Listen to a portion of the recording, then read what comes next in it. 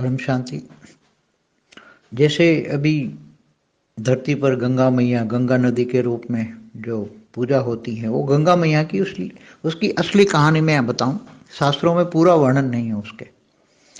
शास्त्रों में तो ये वर्णन है कि विष्णु ने अपने पैर के अंगूठों से गंगा को निकाली और फिर उसने ब्रह्मापुरी में भेजा। ब्रह्मा के वो कमल मंडल है, मंडल वो उसका कमंडल, उसमें आई। फिर उसको स्वर्गलोक में भेजा गया।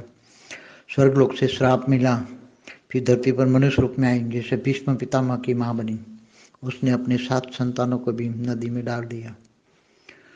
और ये बात तो सब शास्त्रों में है, मगर वो वास्तव में ये जो गंगा है, असली गंगा, वो उसको आकाश गंगा कहते हैं। जो हमारी गैलेक्सी है, जो हमारी आकाश गंगा है, वो आकाश गंगा में रहने वाली थी।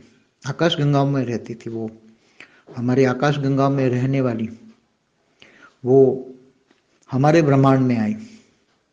हमारे ब्रह्मांड में आकर विष्णुपुरी में आई।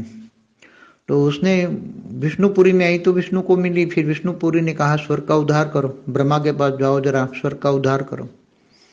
तो ब्रह्मा के पास गई। ब्रह्मा ने फिर उसको स्वर्गलोक में भेजा और स्वर्ग में से फिर उसको श्राप मिला तो धरती पर मनुष्य अवतार में आ गई। और ये राजा हिमालय हुआ। हिमालय जिनकी बड़ी बेटी गंगा के रूप में भी हुई और छोटी बेटी पार्वती के रूप में हुई। हिमालय राजा के यहाँ भी अवतरण मनुष्य रूप में, साधारण रूप में गंगा का जन्म हुआ था।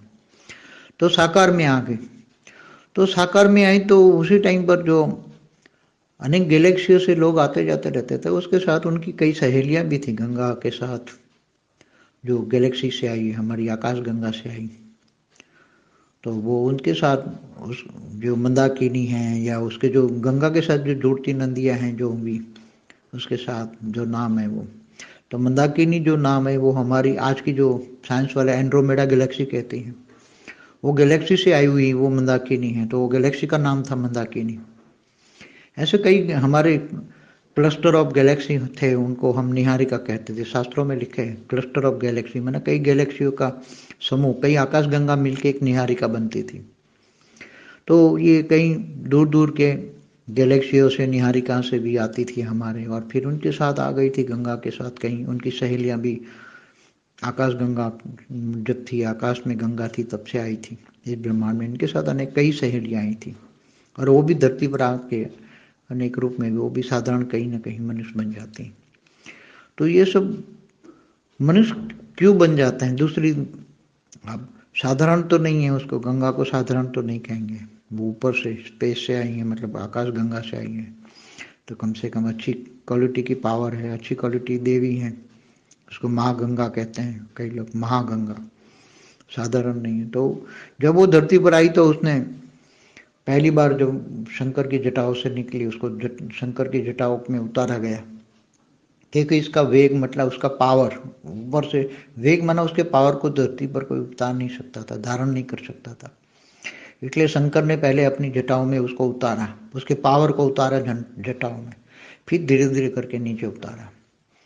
तो वो जो गंगा थी वो परम गंगा थी। उसी टाइम में उसका जो जल था, जल तत्व में ऐसी पावर थी कि जैसे सगर के 60,000 पुत्रों को जिसने वो ऋषि कपिल मुनि ने श्राप से जला दिए थे, तो उसी राख बन गई थी, जला दिए।